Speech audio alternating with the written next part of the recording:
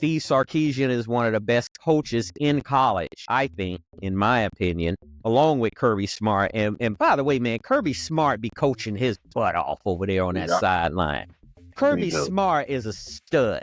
Yeah. And I call Kirby Smart a total stud because his kids can feel his energy, man. His energy is just unmatched to most of the coaches that I see on the sideline. He's animated. He's talking to his position coaches. He's back and forth with the players. And Kirby has just got this thing about him, man, where he is just at the top of his profession when it comes to getting his team ready, getting them fired up, and having them focused on a game. So you tell me how Georgia ended up beating Texas today. Well, you just look at what you just talked about. You talked about a coach that was a student of this game. You know, he was one of the guys who coached under Nick Saban, and guys who learned for many, many years before they got a head coaching job. They went through the whole class. You know, they went from elementary school to junior high until, you know, to high school in the coaching philosophy. You know, these guys know how to coach their team through adversity when the team felt like, oh, man, we ain't going to pull this off.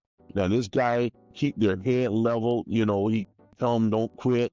You got to keep on doing it. He know how to relate to the kids, and they know how to relate to him. And when you have a leader like that, you know, you find a way to win these big games. And he's done it time and time and time again.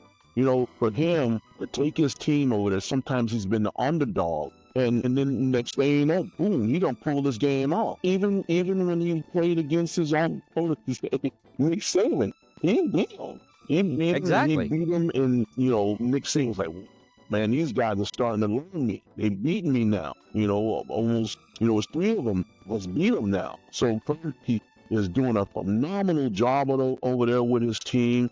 His team is always well prepared. He's got a great coaching staff. I mean, he's recruiting well, and he's going to have a great team for years and years to come. So I'm loving what he's doing over there because he's always put a competitive product on the field. So I'm loving it. Absolutely. I totally agree. And, you know, the thing that I like about Kirby most, that Kirby he's a player's coach. He can relate with those players. When he go to a living room to recruit a player, Kirby is genuine.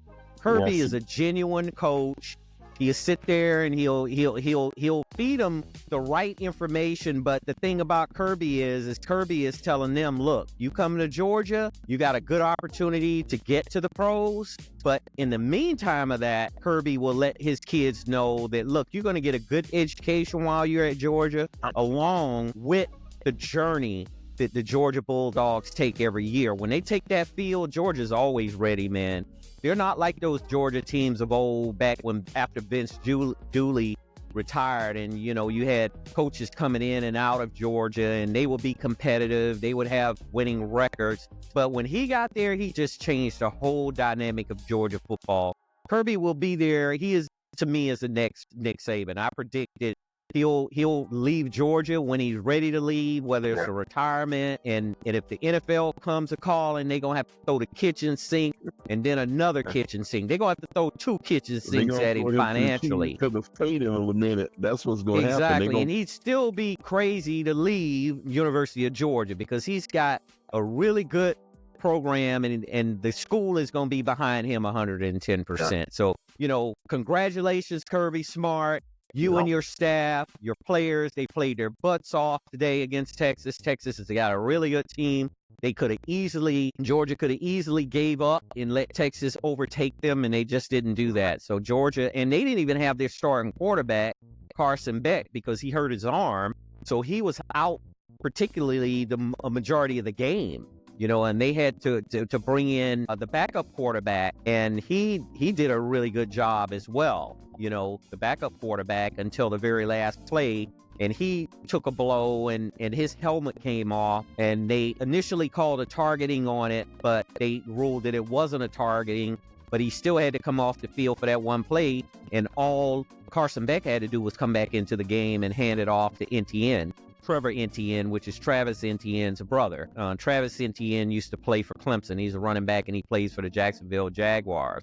Little brother is just as talented, really good running back. So we'll see how this bracket matches Georgia up, where they're going to fall. and the whole 9 yards out of that, because that's going to be really, really interesting to see the shape up.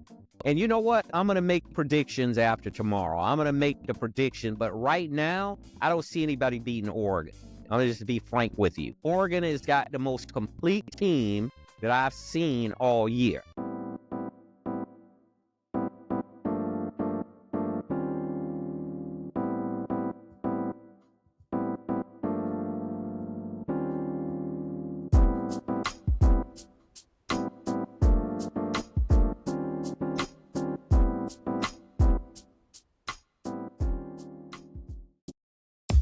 You've reached the end of another episode of the DC Stewart Sports Talk Podcast. Be sure to connect with us at Facebook and Twitter.com.